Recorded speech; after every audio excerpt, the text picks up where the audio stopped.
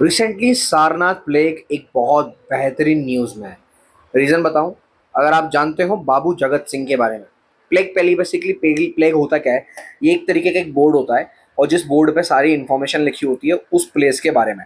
और ये बोर्ड लोहे में, पत्थर में, अलग अलग तरीके से हो सकता है।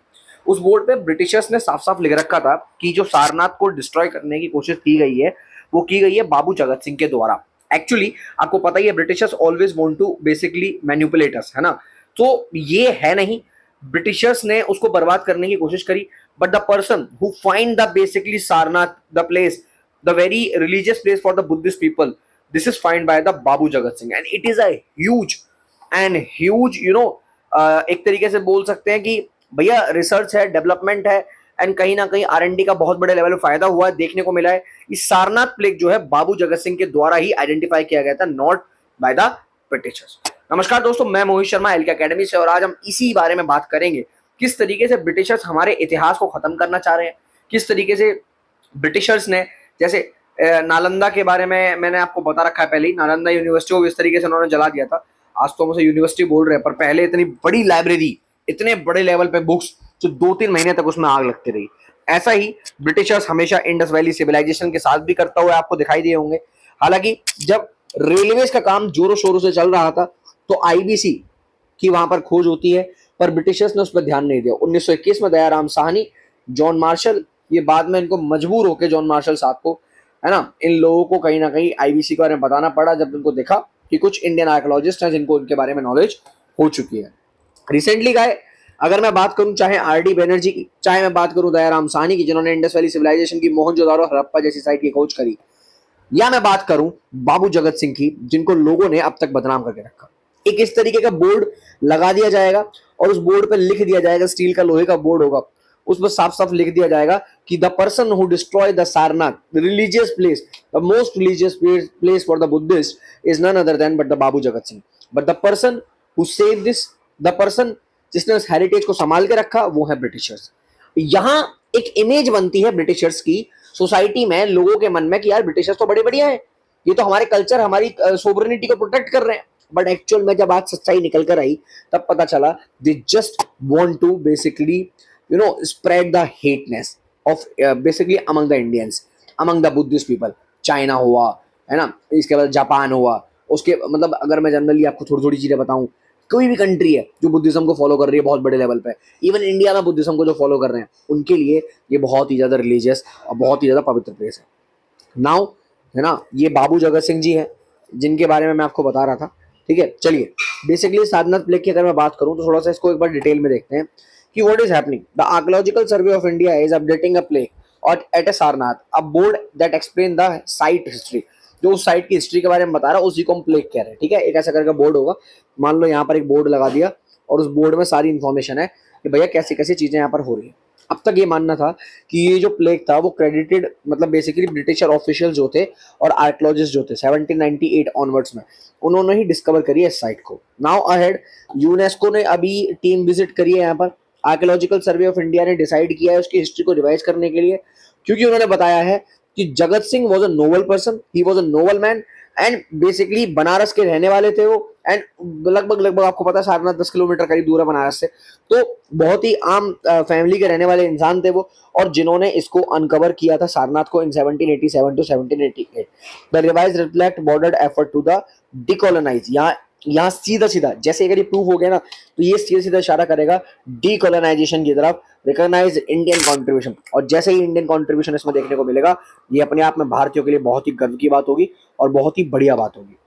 सारनाथ जो कि एक लोकेशन 10 किलोमीटर दूर है वाराणसी से, काशी विश्वनाथ के पास से लगभग लगभग, तो उत्तर प्रदेश में एक जगह है ये। The most sacred basically scared place for the Buddhist site, यानी कि बुद्धिस्ट के लिए बहुत ही ज्यादा पवित्र जनक, बहुत ही ज्यादा इंपोर्टेंट साइट है ये। अगर मैं religious significance, it's not a Hindu site, okay, it's a site of the Buddhism. हाँ, हालांकि Ashoka is related just because of that. तो अशोका आपको पता है कि कितने बड़े लेवल पे इन्होंने किया है, फॉलो किया है इसको।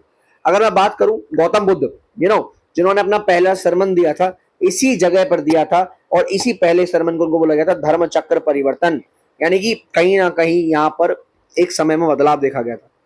दूसरा मैं आपको बताऊं, ये वो टाइम है जब Mauryan emperor the great Ashoka, जब अशोक जो थे उन्होंने स्तूपास बिल्ड करवाए थे, मोनेस्ट्रीज बिल्ड करवाई थी, पिलर बिल्ड करवाए थे। और आपको पता ही है, हमारा जो हम नेशनल एम्बलम फॉलो करते हैं आज भी, वो line capital of Ashok, basically आपने देखा होगा, है ना। तो ये सब कुछ सारनाथ है।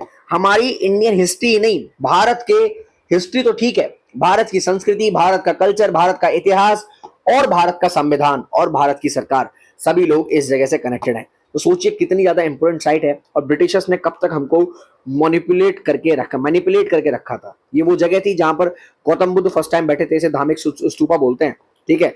नाउ गुप्ता एरा की अगर मैं बात करूं, that is called 4th to 6th century की, तो सारनाथ जो था और मोनेस्ट्री जो थी, यहाँ बुद्धिज्म आर्ट बनाई गई थी, है ना, बड़े बड़े लेवल पे। अच्छा, डेक्लाइन हुआ जैसे जैसे धीरे धीरे यहाँ से चीजें खत्म हुई, तो ये 2-3 चीजें ऑब्जर्व करी गई भाई कि धीरे धीरे यहाँ पर चीजें बदलाव हो रहे हैं। और सबसे बड़ी बात देखिए, अशोकन पिलर, लॉइन कैपिटल, ये जो है आज भी सारनाथ म्यूजियम में आपको देखने को मिल जाएगा, ठीक है। वहां पर ये सब कुछ आज भी ओरिजिनल वाला जो है वो प्रिजर्व करके रखा गया है, ठीक है। सो कहीं ना कहीं ये बहुत ही ज्यादा एक अपने आप में खासियत चीज है ना। अगर मैं बात करूं फ्रेस्कोस की, फ्रेस्कोस अगर मेरे पास पेंटिंग हो, ये देखिए, इन पेंटिंग्स को जो बुद्धिज्म की, जो लॉर्ड बुद्धा की जो यहाँ पे पेंटिंग ना रखी है, उनको फ्रेस्कोस कहा जा रहा है। और ये यहाँ पर बुद्धिस्ट लाइफ से रिलेटेड थी, ठीक है, याद रखना, है ना। चलिए, अगर मैं बात करूं, अभी यहाँ पर डिबेट किस चीज पे चल रही है, इस पे चल रही है कि डुनकन, ठीक है, और मैगजी, और उसके बाद अगर मैं बात करूं कि अलेक्जेंडर कनिंगम, ये 2-3 लोग ऐसे हैं, ठीक है, ठीक है। डंकन, अगर मैं डंकन की बात कर रहा हूँ, या मैं मैगजीन की बात कर रहा हूँ, या फिर मैं अलेक्जेंडर कनिंगम की बात कर रहा हूँ, ये ऐसे लोग हैं मेरे भाई, इन्होंने ही बोला है कि हमने ही इसको यहाँ पर डिस्कवर्ड किया, हमने इस साइट को प्रिजर्व करके रखा। बाकी इसको तो जो जो हमारे इंडियन ओरिजिन रिलेटेड इंसान थे, जगत जी, ठीक है, इन्होंने तो उसको बर्बाद ही किया है, इनका ये कहना था। तो कहीं ना कहीं यहाँ पर इनकी इंपॉर्टेंस, इन्होंने अपने आप को ज्यादा इंपॉर्टेंस देने की कोशिश करी है। हालांकि हमारे यहाँ के लोगों ने इसको रिवाइज किया, जब इस पर रिसर्च करी, जब पता चला कि 1787 से 88 में Jagat Singh, a local nobleman, इन्होंने ही इसके बारे में सब कुछ रिसर्च वगैरह करी थी, इन्होंने ही इस साइट को एग्जिबिट किया था, है ना, एक्सप्लोर किया था।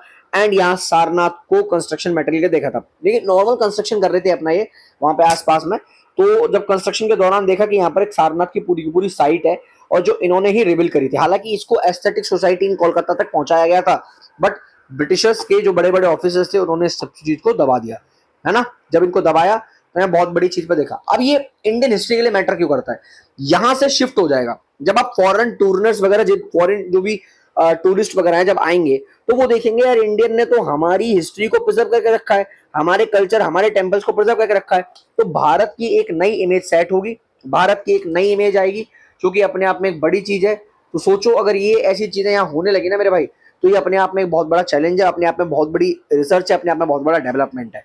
आई होप आपको ये बड़े लेवल पे देखने को मिलेगा, और इस बात को देख के आपको चीजें जो है ना बड़े लेवल पे समझ भी आएंगी। दूसरा, यहाँ पर एक डिप्लोमेटिक सॉफ्ट डिप्लोमेसी हम यहाँ कर रहे हैं, यानी कि आपको पता है जो country basically overall Buddhist origin की कंट्री है, जैसे श्रीलंका, नेपाल, थाईलैंड, जापान, वहां पर भारत को एक बहुत बड़े लेवल पे एक ग्रोथ देखने को मिल सकती है जब हम इनके बारे में बात करेंगे, और टूरिज्म भारत को हम यहाँ पर बढ़ा सकते हैं, है ना।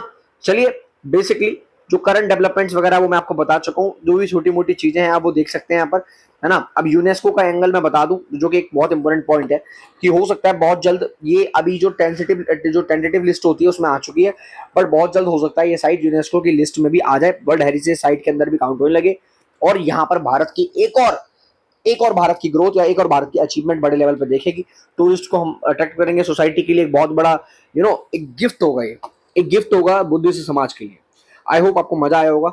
इसी तरीके की अगर आप वीडियोस देखना चाहते हो तो जीपीएससी, यूपीएससी, एनडीए, सीडीएस, कोई भी कोर्स आप हमारा ज्वाइन कर सकते हो विद मिनिमम प्राइस, ठीक है, by using this QR and using my code.